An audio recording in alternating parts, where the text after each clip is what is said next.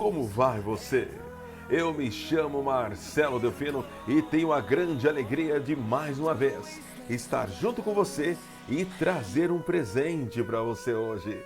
Um documentário do filme Curtindo a Vida Adoidado, de 1986, direção de John Hughes. Esse filme foi fantástico, com Matthew Broderick, com minha Sara, grande elenco. Foi um marco da juventude dos anos 80. Foi um marco na matinê da sessão da tarde. E época boa que assistíamos filmes de qualidade na sessão da tarde, não é verdade? Então eu, Marcelo Delfino, vou assistir junto com você a este documentário que está até legendado, para que você possa viajar no tempo e aprender um pouquinho mais sobre a produção desse filme e como estão os atores hoje. Um forte abraço do Marcelo Delfino, uma grande matinê, e após o documentário eu volto aqui para a gente conversar mais um pouco, tá bom? Uma boa matinê!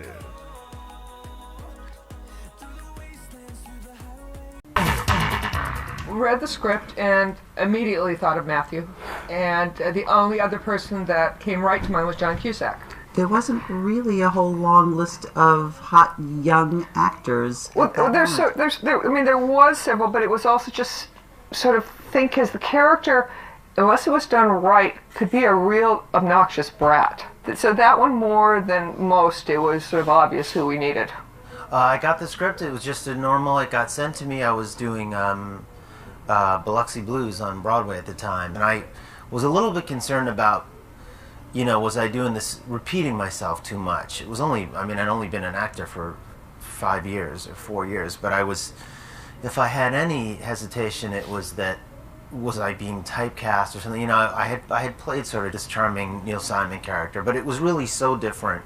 Just at that time in my career, I just remember being very concerned about trying to do a variety of things, and that might have caused me some pause, but I basically read it and thought it was just amazingly original and hilarious, and I was just thrilled to be asked. I was thrilled when we got Matthew, because then I wasn't sure where we would go. And it was a difficult part because it was also, besides the sort of the buoyancy of the character, he had to talk to the camera, which can be difficult and hard to pull off. I had done Brighton Beach Memoirs, which was a character that talked to the audience, and so did the character in Biloxi Blues. So then when I got this script, it was kind of another character who talked to the audience. In fact, I thought, oh, wow, is this going to be what I do from now on? It seemed like every part I did, I broke the fourth wall. Never had one lesson. But it was very different. It was the first kind of contemporary comic role I had gotten. Ferris was doing what I think everybody at some point wants to do, which is just say, how could I be expected to go to school on a day like this? This is a beautiful day. I have things to do, and I'm going to take it easy. How could I possibly be expected to handle school on a day like this? I had a very good time working with him. He's very accomplished. He's a mature actor. He's got everything in place, and he does a number of different things. He can play a variety of roles, and has, and is the real A actor. And it was really a great pleasure for me to work with someone like that, and someone who had very strong opinions and would throttle some of my tendencies, push me a little further in certain areas. I like that. If you're not over here in 15 minutes, you can find a new best friend. You've been saying that since the 5th grade. I was actually in New York in Biloxi Blues with Matthew, so I knew that he was being offered this picture, and then he took it. And then I was called in to audition, and at first the casting people didn't want to see me because I was in my late 20s, and then my agent said, well, he plays right next to Matthew every night on stage, and they play the same age. And I went in, and they were like, right, he looks very, very young. And they liked me, so they called me in to read for John Hughes. Well, I'd known Alan for a long time. He was going to be in my original Breakfast Club cast when I was going to shoot the movie in Chicago. A year before I actually shot it, I was going to do it as an independent film. So I went in and I read with Matthew, and the great thing was we were already pals. We didn't have to make anything up. Oftentimes when you're in a movie and you have to play somebody's brother or husband or boyfriend or son or whatever, you have to sort of try to make this instant history. You try to you know, bond with whomever immediately. We didn't have to do that. And it was just great. Here are these two guys who'd worked together, who knew each other, who were friends, who had to play friends. And, you know, there was a great deal of benefit to doing that. You know, I didn't bring two strangers in who had to simulate a friendship. They truly were friends. And, you know, another of those little intangible things that somehow shows up on film. I do know, however, that I think before they asked me to do it, I'm pretty sure that they asked Emilio Estevez, and I heard Anthony Michael Hall too. They asked him to do it, and I don't know about Anthony Michael Hall, but Emilio was like, I don't want to do that, you know. So I'm eternally grateful. Every time I see him, I just say thanks, you know, for taking the big pass. You knew what you were doing when you woke up this morning, didn't you? Me? And I thought, what kind of girlfriend would Ferris have? Ferris could have any girl in the school, and I thought he would choose somebody very elegant and very restrained, rather than someone loud and brassy. And he would go for a partner, someone who could be his accomplice, someone who could play the clever companion. Sloane is the ground between Cameron and Ferris, because Ferris is, on the one hand, a man who can do no wrong. He can talk his way out of any situation, and then Cameron is totally neurotic and can't deal with anything at all. And I think Sloane is more realistic, more true to life, I think. You know, I mean, nobody is like Ferris Bueller. And hopefully no one's really like Cameron, because it would be very sad. But I think Sloane is a very grounded person. And I think that's why Ferris loves her, because he always needs some kind of foundation. I think Sloane is Ferris's foundation. I like Mia very much. She just graduated high school, so it was all very familiar territory to her. She was the age of her character. We screen tested a handful of girls for that, and I think Mia, I think she was really quite new. It was, you know, one of those, meet a bunch of people, and she was a beautiful girl, had a great quality, sophistication, and got the part. I think John just fell in love with her. Mm-hmm. Mia looked like the right fit, as I recall. I think they had cast Alan and me at that point, and then Mia seemed to make the trio, because it was really kind of a trio. That triangle, I was making a triangle. I was making a boy, his girlfriend, and his best friend. It's this classic third wheel situation, which I was always in.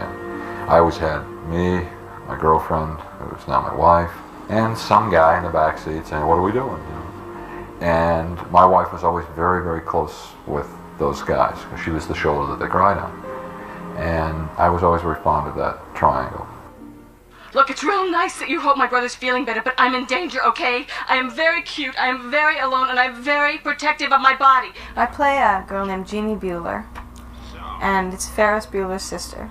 Jeannie's 1 year younger than he is, and is very much overshadowed by him, feels very frustrated. She's just like a ball of frustration and anger, the way, you know, a lot of siblings are when one of two gets a lot of attention, and Ferris gets tons of attention, gets away with murder, and she just can't get away with anything, and she just alienates people because she's so angry and frustrated. She just keeps people, you know, people just think she's a creep. And then Jennifer Grey. We met her in New York. When she walked into the audition, she was Jeannie. She walked in as Jeannie. It was kind of also, it was almost like, well, this is it. Well, I was, you know, hadn't done much. You know, it was really at the beginning of my career, and I remember reading the script and kind of not getting it, and not really getting, like, all those monologues, and I was really, like, stupid, because I really didn't get how great it was, and I kind of didn't really want to go in on it, and I kind of went in anyway, and I just, you know, and I walked in and I met John Hughes, and I just fell crazy in love for him. I just was like, oh my God, I just thought he was the greatest. Immediately, I had immediate connection with him. And all of a sudden I was like, well, let's see what there is here. Isn't Mrs. Hagel expecting you in consumer ed class? Probably.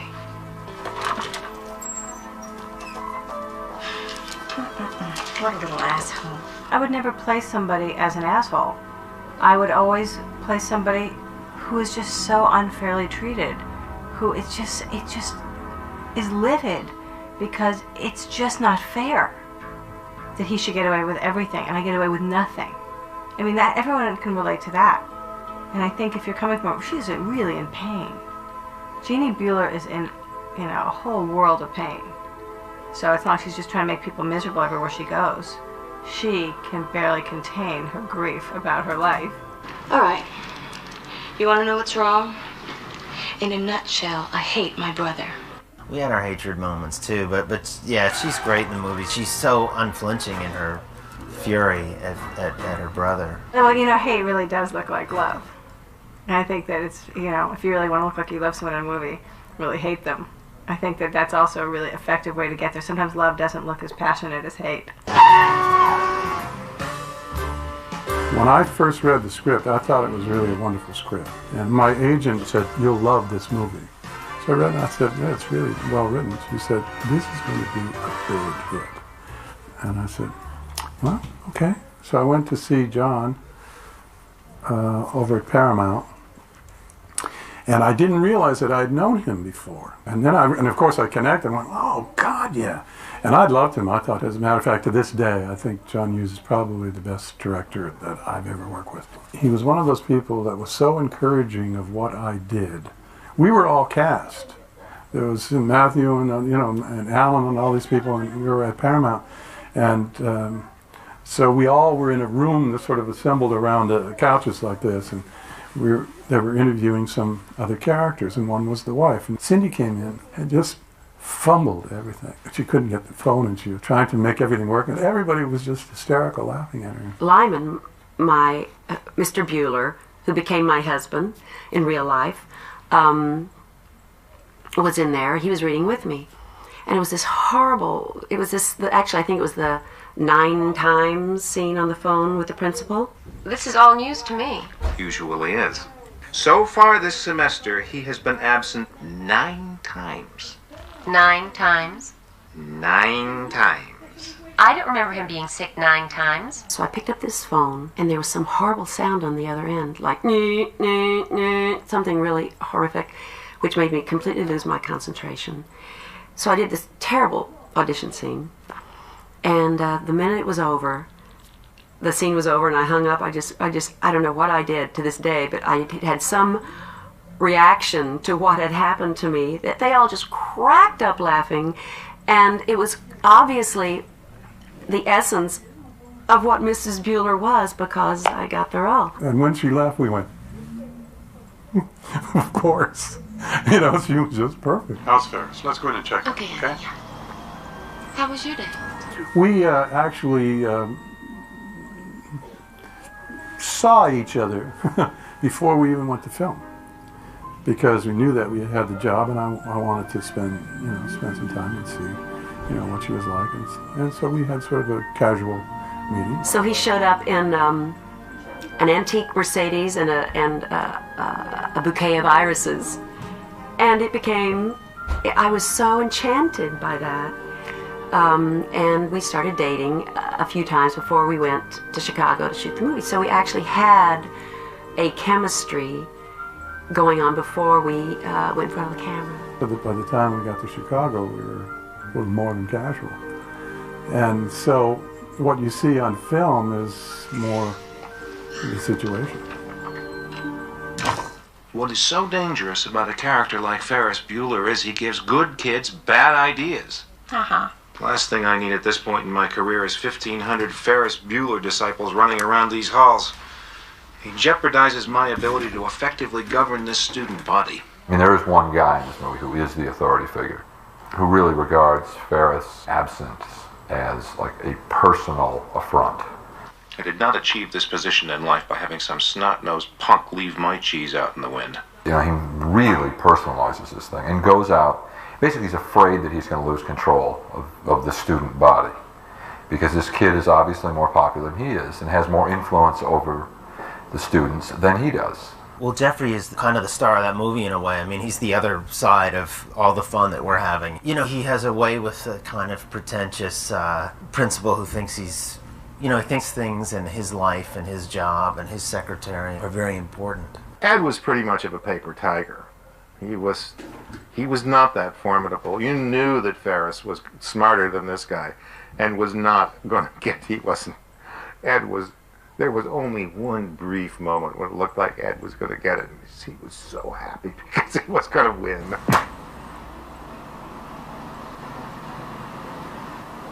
looking for this?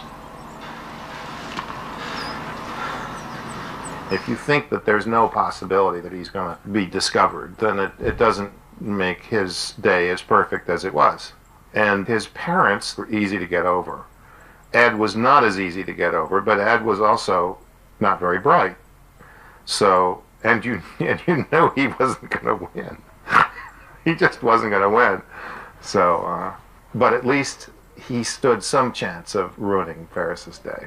Oh, Ed, you sounded like Dirty Harry just then. When I was looking for the secretary, either I ran across Edie Leclerc's picture in our files or was submitted or something, and I knew. It was almost like in my mind I stopped looking. That one really stands out in my mind. It was probably the only time that I had the confidence to just say, well, this is it. I came in on a regular call. It was a school secretary, and I knew it was taking place in Chicago or the suburbs of Chicago. And I knew people with Chicago accents, and my aunts and uncles are from Wisconsin, right next door, with that upper tier, you know, that accent, you know, with the ea. And so I decided, there was a line in the audition script with the one of, oh, Ferris is very popular. The Sportos, the Bloods, the Dweebies, the Dickheads, the Wastoids, they all adore him. And that's the way the line ended. And I thought it would be funny to hear in the Chicago accent, they think he's a righteous dude. And John laughed, because I didn't tell anybody I was going to add anything. But I'm an improviser. Whenever I'm working, I add the noise of life to whatever is in the script. Because as you go about life, there's little comments that you make to the side that can't be scripted. But in the moment, they are appropriate. So he laughed, and I got the part. And I think it was by adding, you know, the accent and that dude. Bueller.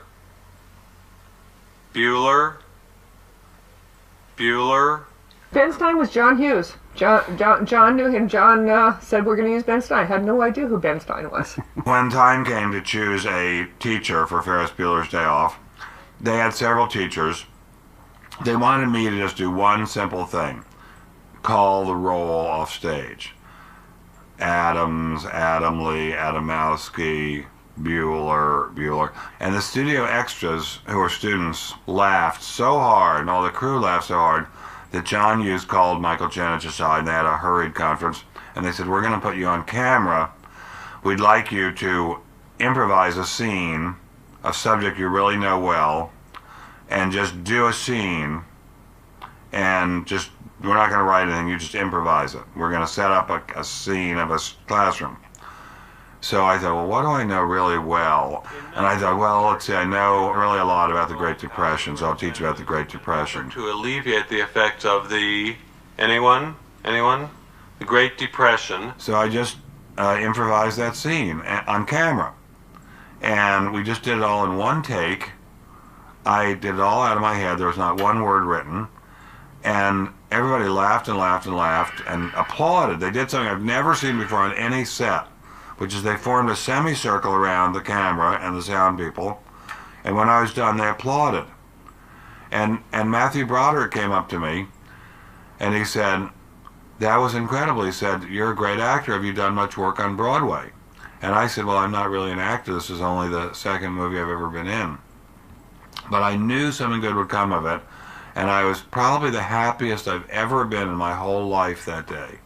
He is as mystified by their reaction as they are by his. There's no communication between these people whatsoever. They're staring at him, and he's just rambling on, and it's as though he knows that they don't understand what he's saying. He has to say it. He'd probably much rather talk about something else, but it's economics and it has to be discussed. But see, here's what happened. When they started applauding afterwards, I thought, hey, they're really happy. I've taught them something about economics, about the effects of tariffs on trade and economic policy and economic growth. They're proud of me for teaching them about economics. But no, they thought it was boring. But even now when I watch it, I think it's quite interesting. I suggested Charlie for the movie because I'd done Red Dawn with him, and I thought he was really, I think Red Dawn was maybe his first movie.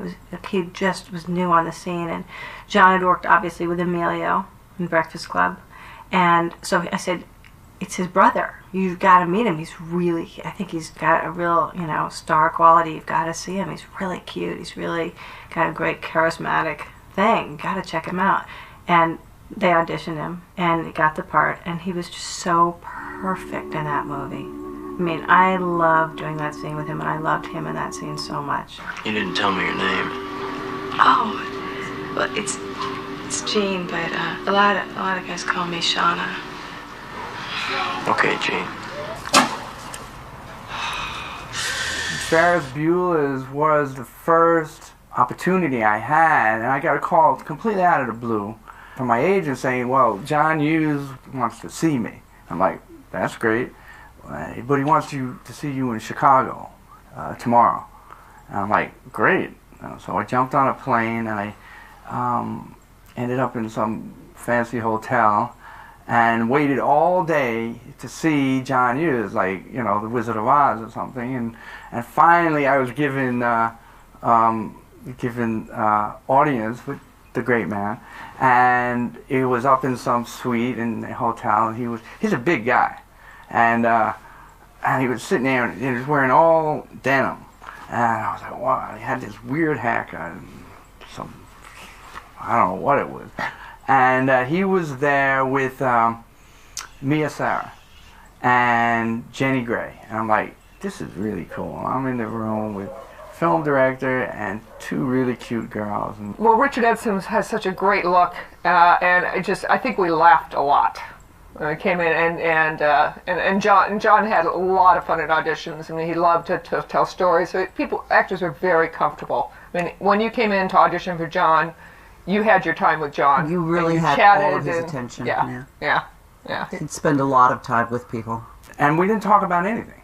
I mean, we talked about, I don't know what we talked about. Chicago Cubs, New York Mets. We didn't talk anything about the movie except a little bit. He said, well, I got this idea, this guy, this parking valet, and he's got a buddy, and they steal a car, and what we have in mind is that we're going to follow you all around town. It'll be like a parallel movie. I'm like, that sounds great, yeah, I'm ready. And they shipped me off back to New York, and then I heard the next day, it's like, yeah, he wants you to come out here and do it. So I did. Why not?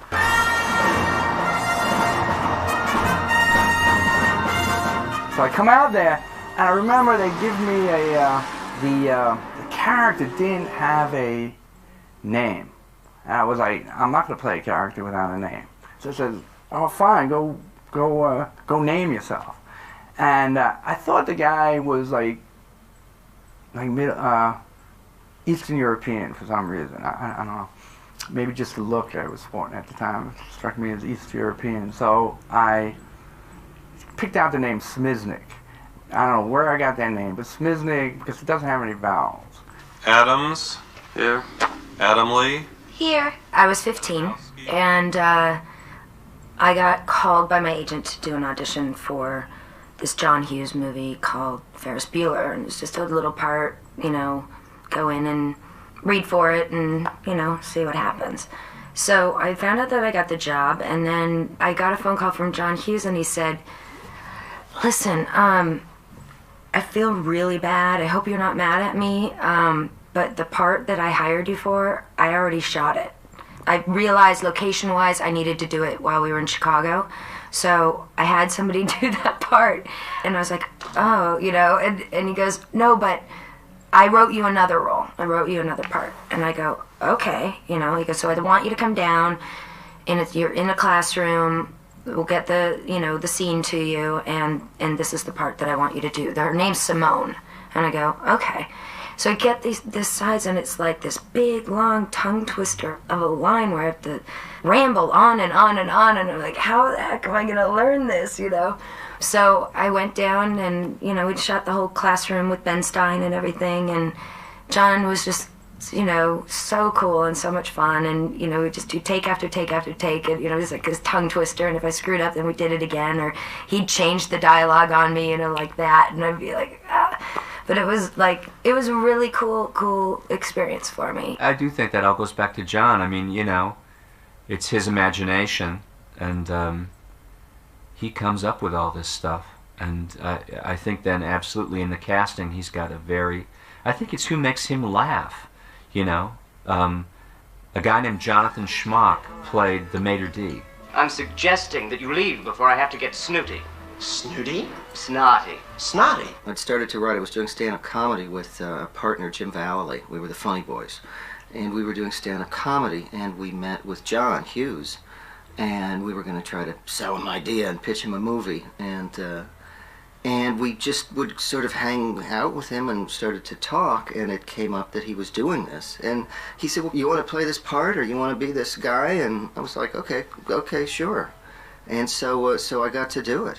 I've had enough of this horsing around. Give me the phone back. You touch me, I yell rat. I hate him. Because we all go up against that guy, and we all wish we could we would be able to outsmart him. You know? Because Ferris is willing to go a step further than my guy can go. A, you can never go too far. B, if I'm gonna get busted, it is not gonna be by a guy like that. And I've never been that smart to be able to outsmart that, you know, that mid-management, mid-level kind of officious jerk, you know. I appreciate your understanding. Don't think twice. It's understanding that makes it possible for people like us to tolerate a person like yourself. There's some great lines in the movie. You know, it's always really thrilling and satisfying to be a part of something that becomes part of the consciousness. Part of the cultural consciousness, and Ferris Bueller is certainly one of those films that locks you into a particular time, and it was a terrific movie. Well, you know, I'm really pleased. I'm really happy that I was a part of something that so many people have enjoyed. When I look at my career, I think about this as the most fun I think I ever had, and the first job where I actually kind of felt myself kind of inhabit a character in a way that really made me feel satisfied. I don't know why it holds up. You know, it's just one of those things that works good,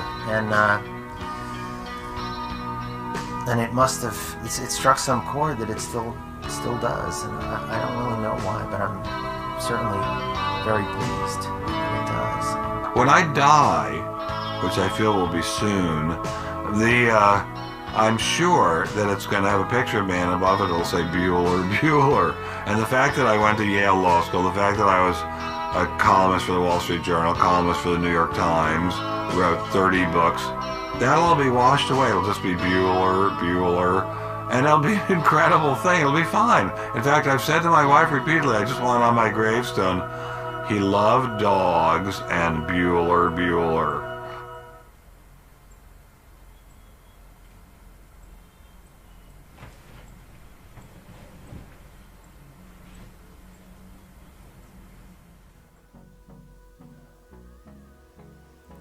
E aí, gostou? Esse foi um presente meu de Marcelo Delfino para você que me segue no canal Locução Envolvente. Temos também o canal Programa Coração Saudade, em que eu trago algumas músicas inesquecíveis que eu sei que você gosta. Mas este documentário eu preparei para você. Eu pensei assim, eu vou trazer principalmente para os cinéfilos, para aqueles que têm saudade dos anos 80. Muito em breve trarei outros documentários gostosos de se assistirem. Desculpe até. Um grande abraço do Marcelo Delfino e eu te vejo numa outra edição do programa Coração Saudade.